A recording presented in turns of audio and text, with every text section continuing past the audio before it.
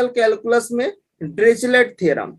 तो ये Dirichlet theorem होता क्या है, इसके बारे में थोड़ा सा समझते हैं कि यहाँ पर आपके पास मान लीजिए एन टाइम इंटीग्रल है, जैसे हमने आपको double integral, single integral, double integral है ना, ट्रिपल इंटीग्रल में वैल्यूम आ गया, ऐसे मान लीजिए एन टाइम इंटीग्रल आपके पास है, तो आप उसको कैसे सॉल्व करोगे। ठीक है, तो एन टाइम इंटीग्रल x1 की पावर m1 माइनस 1, x2 की power m2 minus 1 up to xn की power mn minus 1, dx1 ds2 up to dxn। तो ये किसके इक्वल होगा, ये आपके पास गामा का साइन है। ठीक है,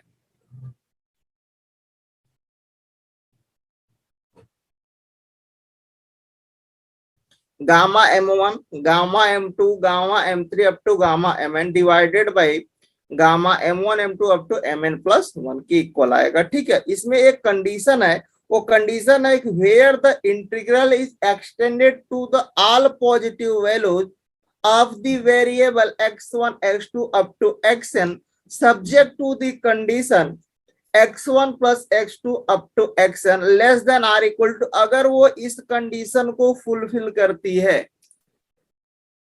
तो ही आप इस डिरिचलेट थ्योरम को अप्लाई कर सकते हो, अदरवाइज आप अप्लाई नहीं कर सकते हो। तो आपको जैसे ही आप क्वेश्चन देखो तो कंडीशंस पर पहले आओ, क्या उस टाइप का दिख रहा है टाइम इंटीग्रल, अगर दिख रहा है तो क्या वो उस कंडीशन जो डिरिचलेट थ्योरम की कंडीशन है, क्या उस कंडीशंस को फुलफिल कर रहा है, अगर वो फुलफिल कर रहा है तो आप अप्लाई कर सकते हो। अच्छा, इसमें ट्रिपल इंटीग्रल भी आ सकता है, एन टाइम इंटीग्रल में मान लीजिए एन की वैल्यू कुछ भी हो सकती है भाई, 2 3 4 कुछ भी ले एन तक जा सकती है, बट ये कंडीशन अगर फुलफिल कर रहा है कि x1 x2 up to xn का सम जो हो less than or equal to 1 आना चाहिए।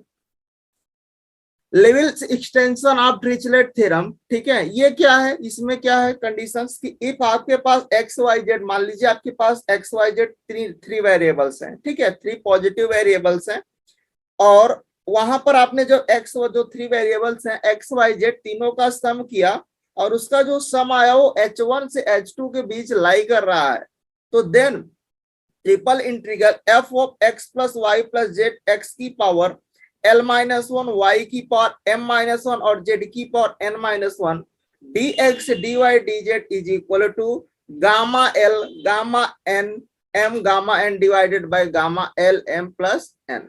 ठीक है, integral h1 to h2 f of u की power l plus m plus n minus 1 into D. ठीक है ना, तो ये था आपके पास डिरिचलेट थ्योरम और level extension of Dirichlet theorem के कॉन्सेप्ट। अब इस पर बेस हम लोग देखते हैं क्वेश्चंस की, अगर मान लीजिए क्वेश्चंस आता है तो हम कैसे अप्रोच करें, हमारी अप्रोच क्या होनी चाहिए।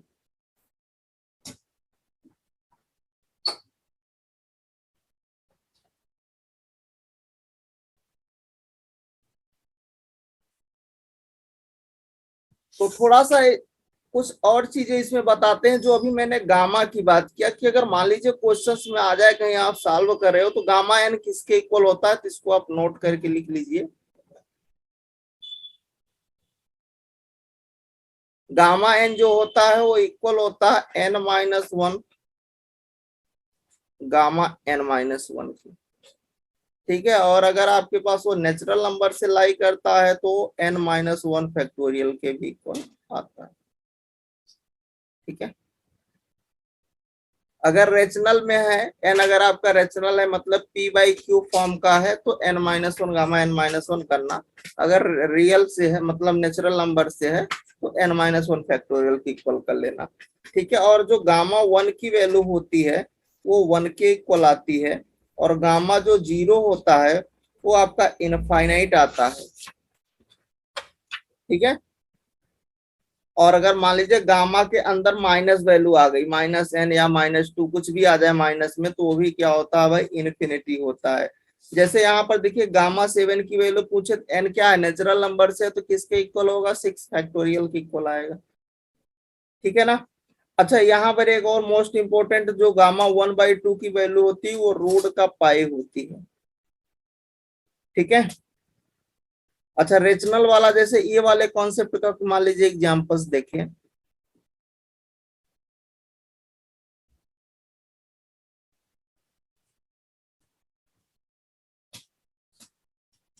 कि अगर मैं पूछूं आपसे गामा 7/2 किसके इक्वल आएगा, तो आप बोलोगे n-1 गामा n-, मतलब 7/2 -1 करोगे तो कितना मिलेगा भाई 5/2। फिर से क्या आएगा गामा, देखो एक बार मैं अलग अलग करके दिखा रहा हूं, यहाँ पर फिर से 5/2 आएगा, फिर से इस 5/2 को ओपन करोगे, ये कुछ ऐसा बनेगा 5/2 इंटू, अब फिर इसमें 1 माइनस करोगे तो 3/2, फिर किस में बनेगा गामा 3/2। अच्छा नेक्स्ट स्टेप फिर से करोगे तो क्या होगा 5/2 3/2, फिर अब 1 माइनस करोगे तो 1/2 गामा 1/2। अब इसको सॉल्व करोगे तो कितना आएगा 15/8, और यहाँ गामा 1/2 की वैल्यू कितनी होती है √5। तो अब अगर मैं आपसे बोलूं तो डायरेक्ट आपको कहां तक जाना है, इसको आप सिंपली आप इतना स्टेप ना करके आप डायरेक्ट लिखोगे, इसमें 1 माइनस 5/2, जो 5/2 आया उसमें 1 माइनस 3/2, फिर इसमें भी जो आया उसमें 1 माइनस, कब तक करना है जब तक 1/2 ना आ जाए, जैसे 1/2 आएगा उसके साथ गामा 1/2 भी आएगा, ध्यान से समझिएगा। ठीक है, अब आप इसको अगर सॉल्व करते तो भी आपको यही मिलता 15√π/8। ठीक है, तो ये तो मैंने आपको समझाने के लिए बता दिया। जैसे मैंने आपसे पूछा कि गामा 5/2 बताओ किसके इक्वल, तो आप क्या करोगे, इसमें 1 माइनस करोगे तो आएगा 3/2, जो 3/2 आया उसमें भी 1 माइनस करना, कितना मिलेगा 1/2, जैसे 1/2 आ गया उसके साथ गामा 1/2 भी आएगा। ठीक है, तो इसको सॉल्व करोगे तो कितना आएगा 3, इसका गामा 1/2 कितना होता है √π/4। कोई दिक्कत? एक और एग्जांपल इसमें नोट कर सकते हो कि मान लीजिए अगर आपसे पूछे कि गामा 11/2 किसके इक्वल आएगा, गामा 11/2, तो आप क्या करोगे, इसमें 1 माइनस तो 9/2, जो 9/2 आया इसमें 1 माइनस तो 7/2, फिर इसमें 1 माइनस तो 5/2, फिर इसमें 1 माइनस तो 3/2, फिर इसमें तो 1/2, जैसे 1/2 इसके साथ गामा 1/2। अब आप इसको सॉल्व कर लीजिएगा मल्टीप्लाई करके। ठीक है, तो जो भी आए वैल्यू, ठीक है, तो इस तरह से आपको क्या करना है कैलकुलेट करना है। ये कुछ बेसिक चीज था, ये आपको इंपॉर्टेंट है कि गामा एन जो होगा अगर वो p/q फॉर्म का है, रेशनल फॉर्म का p/q, तो n-1 गामा n-1 करना, अगर नेचुरल नंबर का n है तो n-1 फैक्टोरियल कर लेना, गामा 1 की वैल्यू 1 होती है, गामा 0 इन्फिनिटी होता है, गामा -n इन्फिनिटी होता है, गामा 7 6 फैक्टोरियल। ये एग्जाम्पल है, और एक ये मोस्ट है ये वाला कि गामा 1/2 √π होता है, इसका यूज करते हैं क्वेश्चन में। ठीक है, कोई समस्या किसी को? चलिए क्वेश्चन से आपके पास कि find the value of n time integral dx1 dx2 up to dxn extended to the all positive values variable subject to the condition x1 square plus x2 square plus x3 square up to xn square less than r square. ठीक है, ये आपका question है। अब इस question को आपको solve करना है, तो सबसे पहले आप कहां जाओगे, जो कंडीशन गिवन है, तो कंडीशन आपके पास क्या गिवन है भाई, कंडीशन है आपके पास this is the x1 square plus का x2 स्क्वायर प्लस का x3 square up to xn square less than r square. तो अगर मैं r स्क्वायर से डिवाइड कर दूं, क्योंकि मुझे लेस देन में क्या लाना है 1 लाना है, अगर मैं less than r equal to 1 लिखा दूं या लेस देन 1 दिखा दूं तो मेरा काम हो जाएगा। मतलब हम कहाँ चले जाएंगे, डिरिचलेट थ्योरम को हम अप्लाई कर पाएंगे अगर वो कंडीशन आ गई तो एक बार चेक करते हैं डिवाइड करके, तो यहाँ पर क्या होगा, ये x1 square upon r square plus का x2 square upon r square plus का x3 square upon r square plus up to xn square upon r square less than 1। कोई दिक्कत नहीं ना? Good afternoon each and everyone. ठीक है, अच्छा इसके बाद देखिए, अगर मान के चलिए कि मैं आपसे बोलूं कि भाई आप इसको क्या ले लो, इसको आप एक नया नाम दे दो कि भाई ये u1 है, इसको मैंने नाम u2 रख दिया, मान लीजिए ये u3 है, ये आपका un है। इन सब का सम अगर आप करिए कि u1 प्लस का u2 प्लस का u3 अप टू un का सम जो है लेस देन 1 है, तो आपका जो डिरिचलेट थ्योरम था, जो आपकी डिरिचलेट थ्योरम थी, क्या वो उस कंडीशंस को फुलफिल कर रही है? तो डिरिचलेट थ्योरम थी क्या? यही तो था कि एन टाइम इंटीग्रल x1 की पावर m1 माइनस 1, x2 की power m2 minus 1 up to xn की power mn minus 1 dx1 dx2 up to dxn। ये किसके इक्वल आ रही थी? ये आ रही थी आपके पास gamma m1, gamma m2, gamma m3 बोल सकते up to gamma mn, divided by आपके पास क्या आ रही थी? गामा में m1 plus m2 up to mn, और उसमें एक और ज्यादा, टोटल से एक ज्यादा। सही है ना? यही आ रही थी, यही क्या थी? This is the Dirichlet theorem थी ये। अच्छा, अब जरा ध्यान दीजिए कि अब ये कंडीशन तो आपकी आ गई ना, डिरिचलेट थ्योरम की यही कंडीशन थी। कंडीशन क्या थी उसमें? x1 plus x2 up to xn का जो सम आए वो less than or equal to अगर 1 आता है तो होल्ड करती है। तो देखिए लेस देन 1 तो आ गई ना, तो होल्ड तो कर रही है ना, और एन टाइम इंटीग्रल भी है। तो हम यहाँ पर डिरिचलेट थ्योरम अप्लाई कर सकते हैं। तो अगर आप डिरिचलेट थ्योरम यहाँ पर अप्लाई करते हो तो आपको क्या इसमें चेंजमेंट लाना पड़ेगा? कुछ तो चेंजमेंट करोगे। आपने इसको क्या लिया? u1 लिया, तो इसी को पहले देख लो। लेट किए हो किसको? कि x1 square upon are square को आपने क्या लेट किया है? u1 लेट किया है। तो सबसे पहले यहाँ पर आपको वैल्यू निकालना पड़ेगा, क्योंकि हम सारे टर्म को किस में लेकर जाएंगे? u के फॉर्म में लेकर जाएंगे, मतलब हमें x1 की वैल्यू पता होनी चाहिए। जब तक x1 मिलेगा नहीं तब तक आप कुछ करोगे नहीं। तो सबसे पहले देखो यहाँ से x1 डिफाइन करो। x1 square is equal to u1 into r square, और यहाँ जब स्क्वायर रूट लोगे x1 is equal to u1 की पावर 1/2 इंटू आर। अब आप दोनों तरफ डिफरेंशिएट कर दीजिए। देखिए आ गया dx1 is equal to r की पावर r/2, ये हो जाएगा क्योंकि nx n माइनस 1 लगाओगे डिफरेंशिएशन में, तो ये r/2 हो गया। यहाँ पर आ गया u1 की पावर माइनस का 1/2 इंटू क्या आ जाएगा? du1 आ गया। ठीक है ना? तो हमने क्या निकाला? यहाँ पर हमने निकाल दिया कि dx1 जो होगा वो r/2 u1 की power minus 1/2 into do u1 आ गया। और x1 क्या आया था? x1 जो आया था आपके पास u1 की पावर 1/2 इंटू में आ रहा है।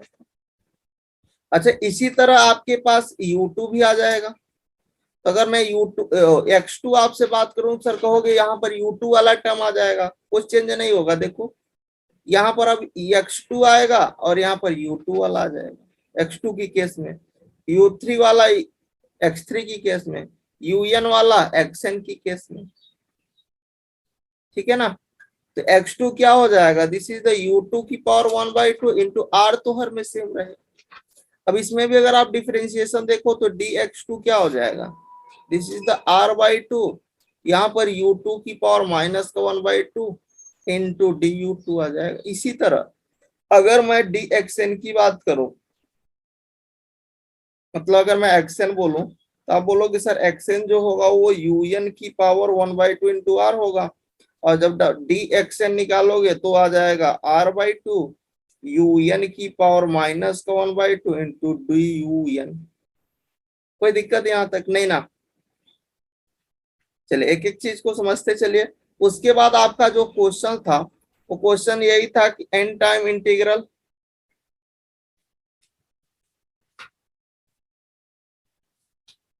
dx1 dx2 up to dxn, यही था, इसी को सॉल्व करना था।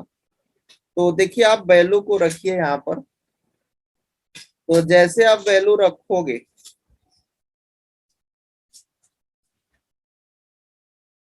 तो ये कुछ ऐसा हो जाएगा। दिस इज द,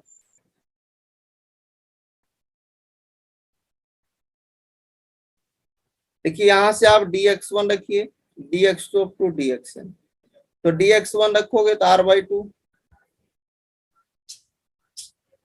u1 की पावर माइनस का 1/2, अभी du1 बाद में लिख लेंगे, ठीक है। फिर इसका लिख लो r/2, u2 की पावर माइनस का 1/2, फिर आप डॉटेड लगा दो और फिर dxn वाला लिख लो, ठीक है। तो ये भी क्या होगा r/2 un की पावर माइनस 1/2 इंटू देखिए dx1, यहाँ पर dx1 हट जाएगा, अब किस में आ जाएगा, du1 है,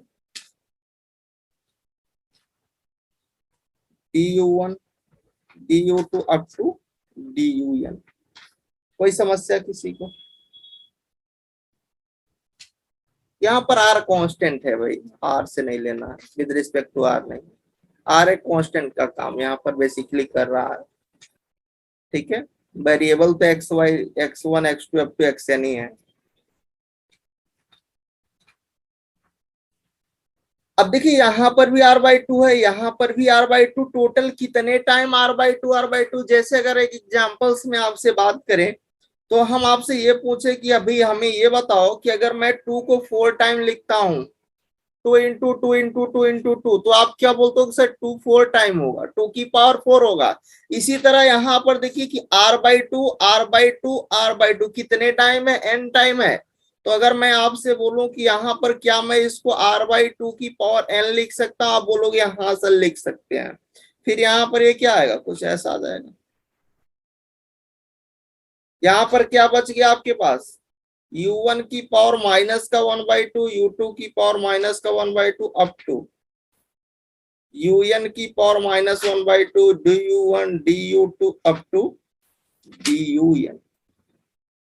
अच्छा, अभी जो आपको डिरिचलेट थ्योरम बताया उसमें l-1 m-1 इस तरह से, या फिर आपको कुछ ये आपको लिखा गया था, देखिए m1-1 m2-1 up to mn-1। तो अगर इसकी पावर को इसके पावर से कंपेयर करिए तो देखिए अगर आप यहाँ कंपेयर करोगे m1-1 किसके इक्वल, माइनस का 1/2, तो यहाँ से m1 की वैल्यू कितनी आ गई, 1/2। इसी तरह जब आप m2-1 कंपेयर करोगे -1/2 से, m2 की भी वैल्यू 1/2 आ गई। आपको क्या बनाना, m1-1 के जैसा बनाना है। तो आप देखिए इसको बना सकते हो कि दिस इज r/2 की power n, this is n time integral. इसको आप देखिए ये u1, इसको मैं -1/2 को चेंज करके क्या लिख देता हूँ, 1/2 माइनस का 1। सॉल्व करोगे तो माइनस का 1/2 ही तो मिलेगा, क्या है ना। इसी तरह आप u2 को लिख सकते हो कि 1/2 माइनस का 1, इसी अप टू un को भी आप लिख सकते हो 1/2 माइनस 1, ये du1 du2 up to dun। अब आप फार्मूला लगा दीजिए, तो ये तो रहेगा साइड, ये तो बाहर है, कांस्टेंट का काम कर रहा है, और इसका फार्मूला क्या हो जाएगा, ये m1 है, ये m2 है अप टू mn, तो क्या होता है गामा m1 गामा m2 इस तरह से आएगा। तो रखिए यहाँ पर क्या होगा, गामा 1/2 अप टू गामा 1/2, और नीचे क्या आएगा, सारे का सम, तो 1/2 अप टू 1/2, एक एक्स्ट्रा 1 आएगा। आप इसी को सॉल्व कर लीजिए, आपको आंसर मिल जाएगा। तो देखिए सॉल्व करिएगा, तो गामा 1/2 की मैंने वैल्यू बताया क्या होता है, रूट का पाई होता है, इसका भी वैल्यू रूट का पाई, इसका भी वैल्यू रूट का पाई, तो सारे रूट का पाई है, और पाई रूट पाई मतलब पाई की पावर 1/2। तो ये कितने टाइम है, n टाइम है। तो देखिए ये r/2 की पावर n तो था ही, ये क्या हो गया, पाई की पावर क्या हो गया, n/2 हो गया। नीचे देखिए ये गामा रहेगा, ये 1 रहेगा, और ये 1/2 कितने टाइम, n टाइम, तो n/2 हो गया। ये इस क्वेश्चन का क्या था, फाइनल आंसर था। तो देखिए हमने डिरिचलेट थ्योरम की हेल्प से कितने आसानी से, मैंने तो थोड़ा आपको स्टेप बाय स्टेप दिखा, जब आप करोगे तो आप इजीली कर लोगे।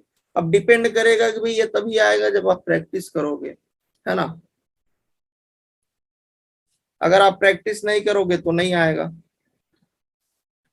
क्वेश्चन है कि evaluate the integral triple integral x की पावर l-1 y की पावर m-1 z की power n-1 dx dy dz where x y z are the always positive but limited by the condition x by a की power p plus y by b की power q plus z by c की power r less than or equal to 1।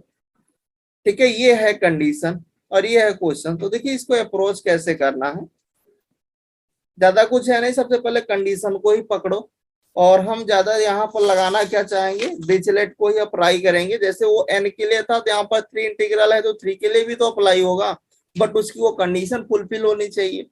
तो अगर मान के चलिए ये जो कंडीशन इन्होंने दिया है कि x बाई ए की पावर p प्लस का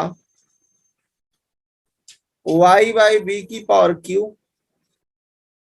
प्लस का z बाई सी की power r less than or equal to 1। तो अगर मैंने बोला कि भाई मैंने इसको क्या ले लिया u1, इसको हमने u2 कंसीडर किया, इसको हमने u3 कंसीडर कर लिया, राइट। तो देखिए अगर इसका आप सम करिए तो u1 plus u2 plus u3 का जो सम होगा वो less than or equal to 1 आ रहा है कि नहीं। तो less than or equal to आपके पास क्या मिल रहा है, 1 मिल रहा है। तो ये उसकी कंडीशन को फुलफिल तो कर रही है डिरिचलेट थ्योरम के, बट आपने लेट किसको किया, लेट हमने किया है u1 को, x अपान a की पावर p को हमने क्या लिया है, u1 लिया है। तो आपको यहाँ पर निकालना पड़ेगा कि x की वैल्यू क्या आएगी। तो आप क्या करोगे, x बाई ए निकालोगे तो यहाँ पर u1 की पावर क्या होगा, 1 बाई p हो जाएगा। यहाँ से जब x निकालोगे a टाइम्स u1 की पावर 1 बाई p। अगर आप इसका डिफरेंशिएशन करोगे तो देखिए क्या होगा, dx is equal to a upon में p u1 की power 1 by p minus 1 into क्या आएगा, du1। ठीक है, इसी तरह जब आप y निकालोगे तो y क्या आएगा, यहाँ पर अब की बार b आ जाएगा। देखिए इसमें b है तो b मल्टीप्लाई में आएगा, तो b यहाँ पर u2 की पावर 1 बाई q आएगा। इसका डिफरेंशिएशन करना dy, ये क्या होगा, b की बाई q u2 की power 1 by q minus 1 into du2।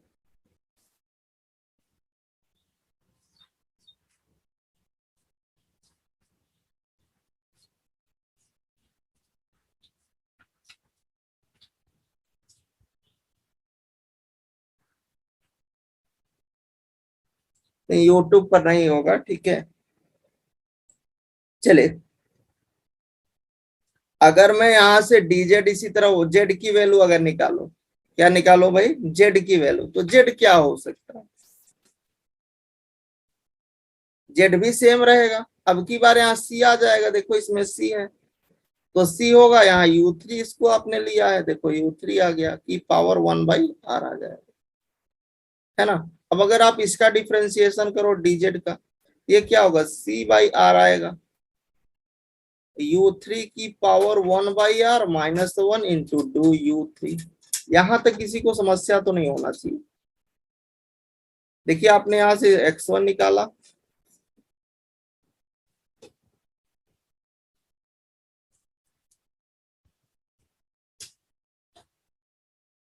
यहां से आपने y निकाला, x निकाला और यहां से आपने z निकाला, ये आपने dx यहाँ पर निकाला, ठीक है। यहां से आपने dy निकाला और यहां से आपने dz निकाल दिया, ये 3 वैल्यू आपने निकाला। अगला स्टेप आपको क्या करना है कि आपको अपने क्वेश्चंस पर अब चले जाना है और क्वेश्चंस पर x की वैल्यू फुल करना, y की वैल्यू और z की वैल्यू और dx डिवाइड dz की भी वैल्यू, क्योंकि हम इसको कहाँ ले जा रहे हैं, u के फॉर्म में लेके चले जा रहे हैं, u1 u2 u3 के, जो x y z में चल रहा था उसको हमने u1 u2 u3 के फॉर्म में कन्वर्ट करना है। तो देखिए कैसे कन्वर्ट करेंगे। तो क्वेश्चंस क्या था, ट्रिपल इंटीग्रेशन x की पावर l माइनस 1, y की पावर m माइनस 1 और z की power n minus 1 dx dy dz। आप वैल्यू रखिए, x की वैल्यू आपने क्या निकाला, x जो आपके पास आया था वो आया था u1 की पावर 1 बाई p इंटू में a आया था, की पावर यहाँ पर क्या है l माइनस 1। y की वैल्यू क्या था, u2 था, की पावर 1/q था इंटू बी मल्टीप्लाई में आया था, की पावर क्या होगा m माइनस, इसी तरह z क्या था u3 की पावर 1/r इंटू सी की पावर n माइनस 1, और dx dy dz की वैल्यू भी रख दो। तो dx आपके पास क्या हो जाएगा, dx क्या हो सकता है, तो dx आपने निकाला है, dy भी निकाला है, भाई रखो ना, समस्या क्या है। तो जब आप रखोगे, देखिए यहाँ पर मैं दिखा रहा हूँ, जब अभी ये dx है, a अपान p देखो इसमें है, इसमें b अपान q है, इसमें c अपान r है, तो तीनों का मल्टीप्लाई करके मैं एक साथ लिखता हूँ, तो a b c नीचे p q r।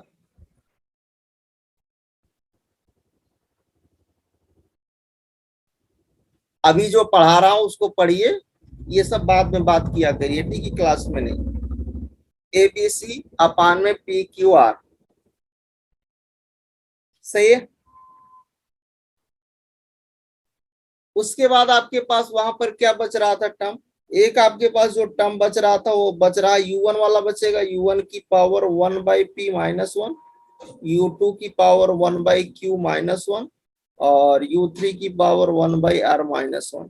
ठीक है, यहाँ पर आएगा du1 du2 और du3। मैंने सारे वैल्यू को रख दिया, x की वैल्यू, y की वैल्यू, z की वैल्यू, dx की वैल्यू, dy की वैल्यू, dz, आप वहां से रख उठा करके रखोगे, यही आएगा। ठीक है, अब इसको थोड़ा सा सिंप्लीफाई करना, ठीक है। तो जब आप सिंप्लीफाई कर रहे होगे तो देखिए यहाँ पर a की पावर l माइनस 1, b की पावर m माइनस 1 और c की पावर n माइनस 1। यहाँ पर देखिए a की पावर 1 है, b की पावर 1 है, तो एक पावर उसमें कम है, तो इसका ऐड करोगे तो a की पावर l, b की पावर m और c की पावर n आ जाएगा। ठीक है, तो यहाँ पर मैं इसको बाहर ले लेता हूँ, a की पावर, क्योंकि ये कांस्टेंट है, b की पावर m और c की पावर n डिवाइडेड बाई क्या आएगा, p q r, triple integral. ठीक है, और देखिए यहां से क्या आएगा, u1 की पावर l माइनस 1/p, और यहां से जो u1 है क्या है 1/p माइनस 1, इसी तरह u2 की पावर m माइनस 1/q, और यहाँ से u2 है 1/q माइनस 1, u3 की power n minus 1/r into u3 है 1/r माइनस 1। फिर आपके पास है du1 du2 d का u3। फिर आप इसको सिंप्लीफाई करिए, तो देखिए a की पावर l, b की पावर m, c की पावर n अपान में p q r, और इसको सिंप्लीफाई करोगे तो देखिए यहाँ पर जब इसको p को डिवाइड करो तो देखिए मैं एक टर्म को दिखा दे रहा हूँ, तो u1 की पावर l माइनस 1, l/p होगा 1/p, और ये वाला ऐड हो जाएगा तो प्लस का 1/p माइनस 1, देखिए इससे कट जाएगा, यहाँ आएगा u1 की पावर l/p माइनस 1, इसी तरह m/q माइनस है ना, इसी तरह आ जाएगा। तो इन दोनों का कॉम्बिनेशन से जो आएगा, इन दोनों का और इन दोनों का, ठीक। तो यहाँ पर क्या आएगा, u1 की पावर l/p माइनस 1 आएगा, इसी तरह u2 की पावर m/q माइनस 1 आएगा, इसी तरह u3 की power n/r minus 1, du1 du2 du। अब आपके डिरिचलेट थ्योरम वाला कॉन्सेप्ट यहाँ पर लग गया। ठीक है, इसमें वहां पर n वेरिएबल थे, n ना होकर के यहाँ पर थ्री आपके पास इंटीग्रल है, वहां n इंटीग्रल के लिए आप कर रहे थे तो n के लिए कंडीशन बन रही थी, यहाँ 3 इंटीग्रल है तो 3 के लिए कंडीशन थी। ठीक है, तो आप लगा दो वही डिरिचलेट थ्योरम, तो देखिए a की पावर l, b की पावर m, c की power n divided by p q r, यहाँ पर क्या आएगा आपके पास, गामा में l/p, गामा में m/q, और गामा में n/r डिवाइडेड बाई जो भी तीनों का सम आएगा उसमें एक और ऐड कर देना, ये आ जाएगा आपके पास गामा l/p m/q n/r और प्लस का 1। यही इस क्वेश्चन का क्या हो गया, आंसर हो गया। किसी को समस्या सॉल्व करने में। नेक्स्ट क्वेश्चंस पर आते हैं कि इवेल्युएट ट्रिपल इंटीग्रल x की पावर माइनस का 1/2, y की पावर माइनस का 1/2, z की पावर माइनस का 1/2 times 1 minus x minus y minus z की power 3/2 dx dy dz। extended to the all positive value of variable subject to the condition x plus y plus z less than or equal to 1। ठीक है, तो सबसे पहले देखिए कि ये आपके पास क्या है कि आपका Liouville extension of Dirichlet theorem की कंडीशन दिख रही है।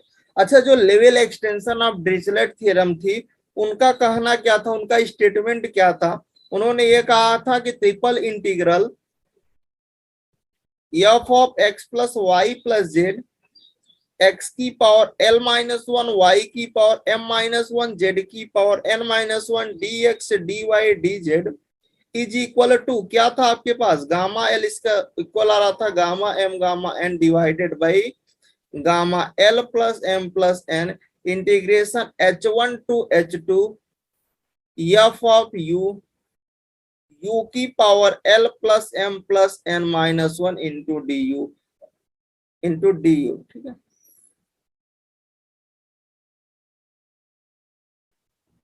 और एक कंडीशन उन्होंने दिया था कि जो x plus Y plus z का जो सम आएगा वो h1 से h2 के बीच आना चाहिए। ये उनका स्टेटमेंट था level extension of Dirichlet theorem का। तो आप देखिए कि x प्लस वाई प्लस इनके अगर कंडीशंस को देखिए तो कंडीशन से आपको आइडिया लग जाएगा कि देखिए ये क्या है, x plus Y plus z जो है वो less than or equal to 1 कर रहे हैं। तो मैंने कहा ठीक है भाई, आप एक चीज यहाँ पर ये है कि उसके ऑल पॉजिटिव वैल्यूज बोल रहा है, extended to the all positive value, मतलब जो भी उसके वेरिएबल मतलब x भी ग्रेटर देन 0 है, y भी ग्रेटर देन 0 और z भी ग्रेटर देन इक्वल टू 0। तो अगर तीनों ग्रेटर देन 0 है तो इसको मैं लिख सकता हूँ कि x plus Y plus z less than or, मतलब इस कंडीशन को तो वो फुलफिल करने लगा। उनकी condition level extension of Dirichlet theorem की कंडीशंस को ये फुलफिल कर रहा है, मतलब होल्ड कर रहा है, तो मैं अप्लाई तो कर सकता हूं। तो अब आप अपने क्वेश्चंस पर आइए और क्वेश्चन से आप क्या करिएगा, ये जो वैल्यू है इनके पावर से कंपेयर करिएगा, इस वाली वैल्यू किसकी पावर से और इस वाली वैल्यू को इनकी पावर से कंपेयर करिए।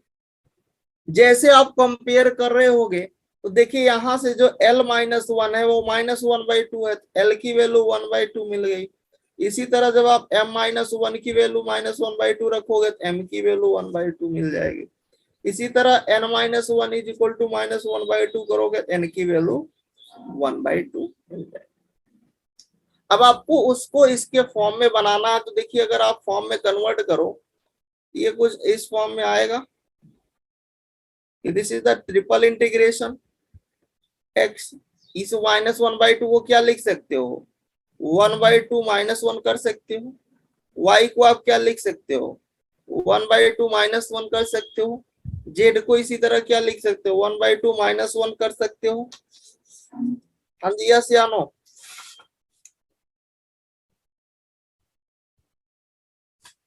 अच्छा, यहाँ पर देखिए इतना तो आपने कर लिया, यहाँ पर माइनस आप कॉमन कर लोगे तो ये x plus Y plus Z आ गया।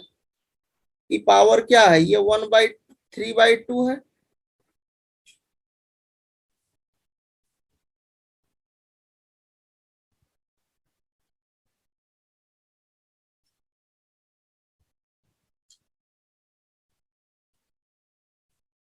यहाँ पर आपके पास ये 1/2 होना चाहिए था।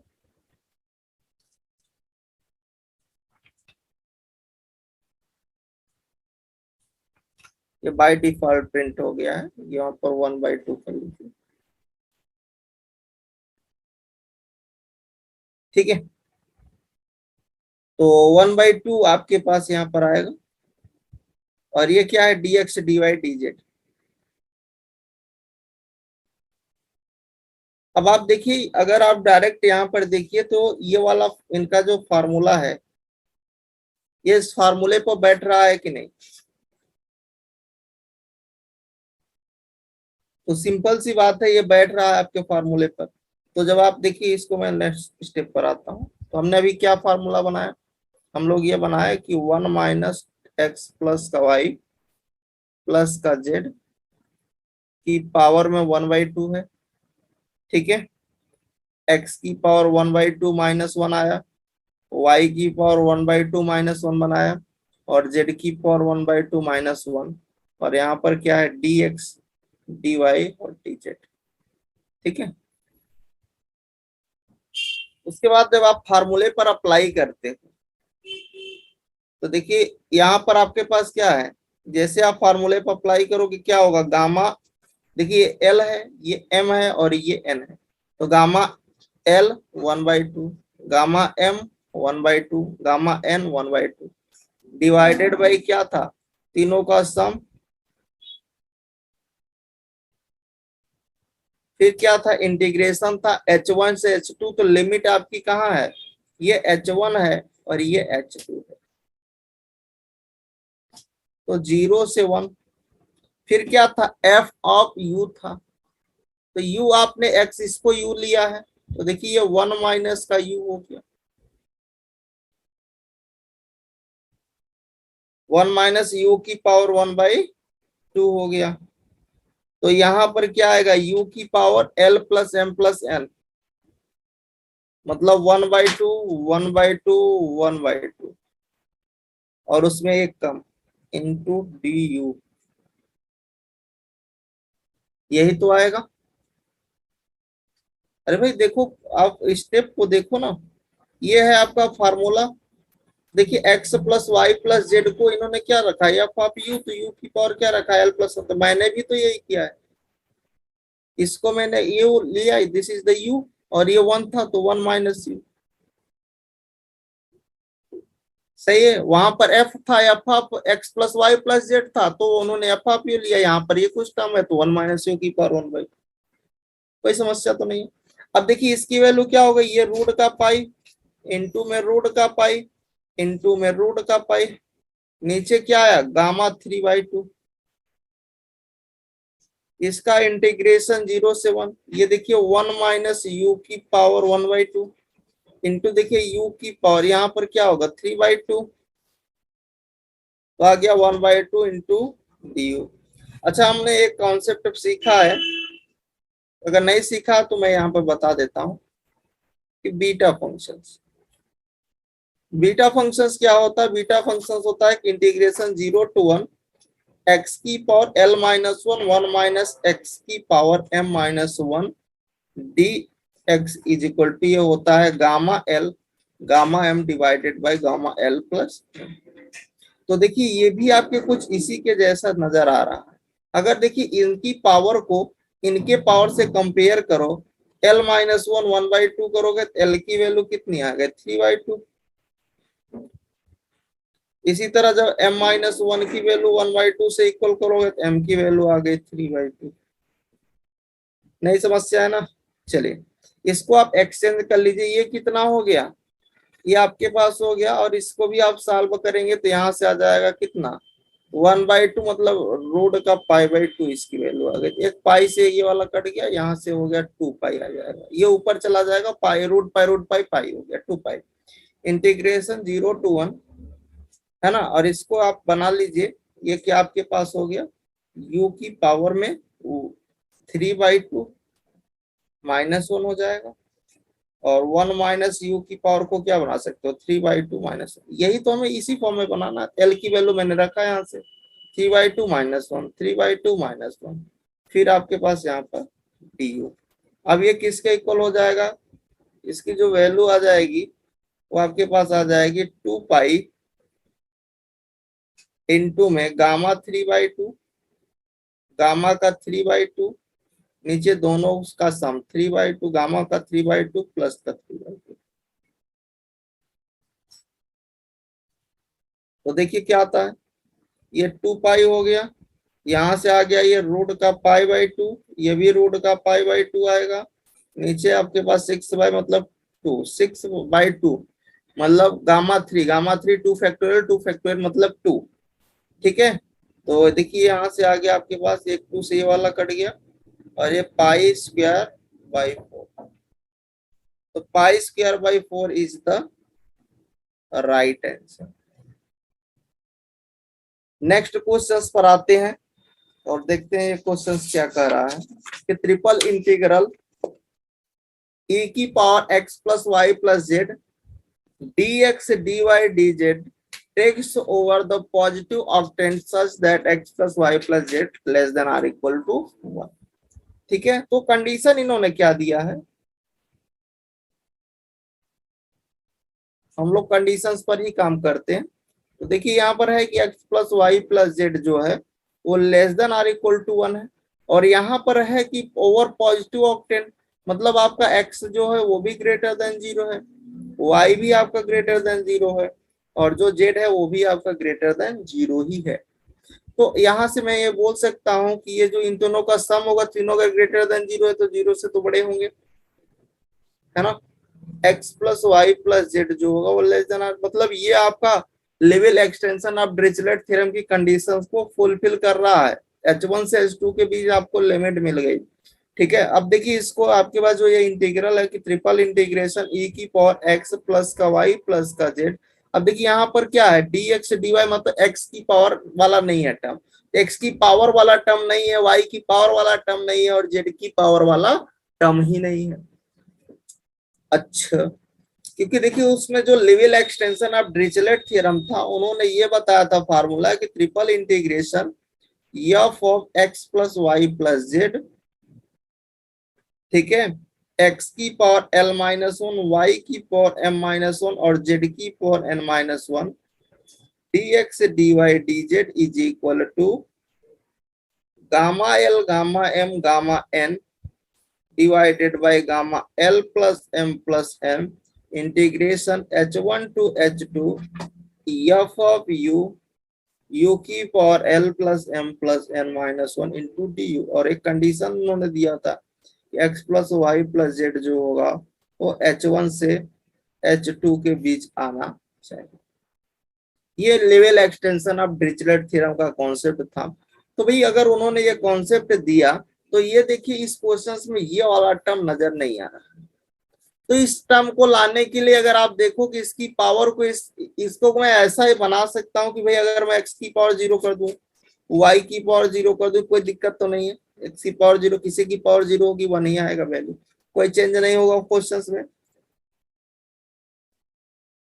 अब देखिए इसकी पावर को उससे कंपेयर कर लेना, तो आपको क्या करना पड़ेगा, l की वैल्यू आपको 1 मिल जाएगी, x की पावर 1 माइनस 1 करना पड़ेगा, y की पावर 1 माइनस 1 और z की पावर 1 माइनस, क्योंकि आप जब कंपेयर करोगे तो l minus 1 is equal to 0, l is equal to 1, इसी तरह m minus 1 is equal to 0, m is equal to 1, इसी तरह n minus 1 is equal to 0, n is equal to, और फिर आप इस वाले फार्मूले पे जो l माइनस 1 करोगे तो 1 माइनस 1 1 माइनस 1 इस तरह से बनेगा।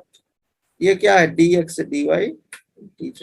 अब आपके पास ये फार्मूला बन गया या नहीं बन गया, कि ये क्या हो गया, gamma one divided by gamma one one one three, तो गामा 3 हो गया।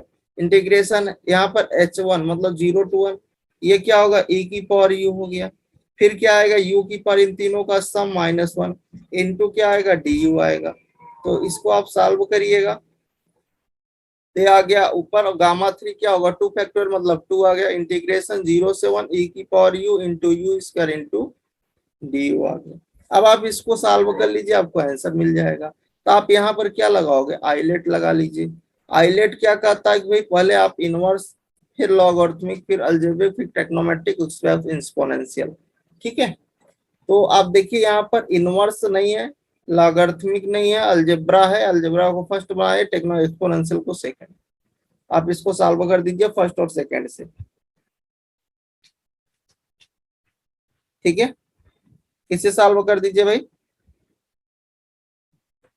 फर्स्ट और सेकंड से। तो जैसे आप इसको फर्स्ट और सेकंड से सॉल्व करोगे तो देखिए आपको यहाँ पर क्या मिलेगा, ये 1/2 है फर्स्ट फंक्शन, सेकंड का इंटीग्रेशन होता है माइनस फर्स्ट का डिफरेंशिएशन करोगे तो 2u आएगा, सेकंड का इंटीग्रेशन और लिमिट आपकी 0 से 1। अब फिर से ये फर्स्ट बनेगा, ये सेकंड, फिर से एक बार कर दीजिए अगेन। तो देखिए यू स्क्वायर ई की पावर यू -2 आपका बाहर हो जाएगा। तो देखिए first function as it is, second का इंटीग्रेशन, फर्स्ट का डिफरेंशिएशन करोगे 1, सेकंड का इंटीग्रेशन ई की पावर यू, लिमिट 0 से 1। ठीक है, फिर नेक्स्ट स्लाइड आप इसको सॉल्व कर लीजिए। यू स्क्वायर ई की पावर यू, 2 का मल्टीप्लाई 2 यू ई की पावर यू और प्लस 2 ई की पावर यू, लिमिट 0 से 1। तो अपर लिमिट जब लगाओगे तो देखिए यहाँ पर क्या आएगा, ये 1, ये ई आ जाएगा, यहाँ पर आपके पास माइनस का 2 आएगा और ये आपका प्लस का 2 आएगा। और फिर जब लोअर लिमिट लगाओगे तो ये 0, ये 0 और यहाँ से माइनस का 2 आ जाएगा, इससे कट जाएगा। यहाँ पर जो आपका आंसर आएगा e minus 2/2 is the final answer. कोई समस्या नहीं ना? चलिए हम लोग आते हैं नेक्स्ट क्वेश्चंस पर। नेक्स्ट क्वेश्चन है कि triple integration log of x plus Y plus z d x D Y D z integral extended over the all positive value of x y z subject to the condition. देखिए हम conditions पर ही काम करेंगे। Conditions क्या है,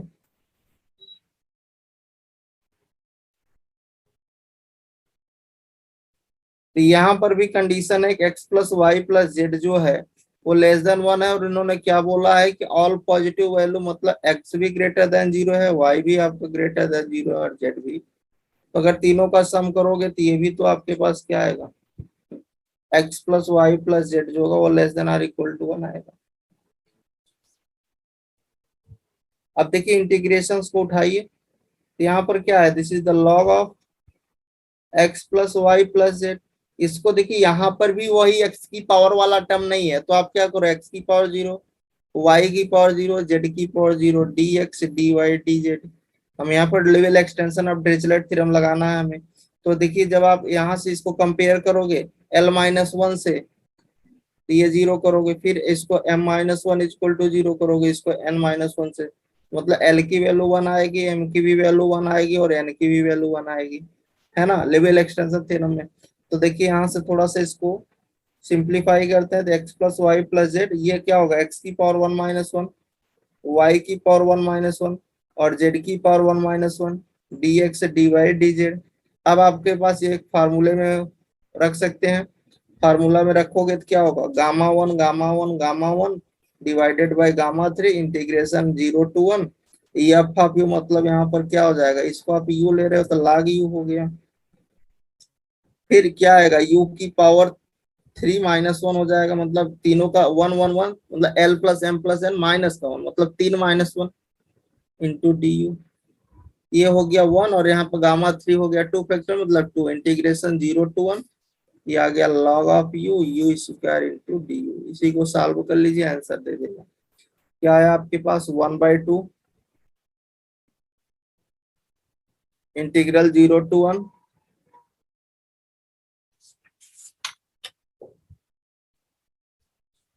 ठीक है ना, इंटीग्रल 0 to 1 और क्या था, log of you into U square into D you.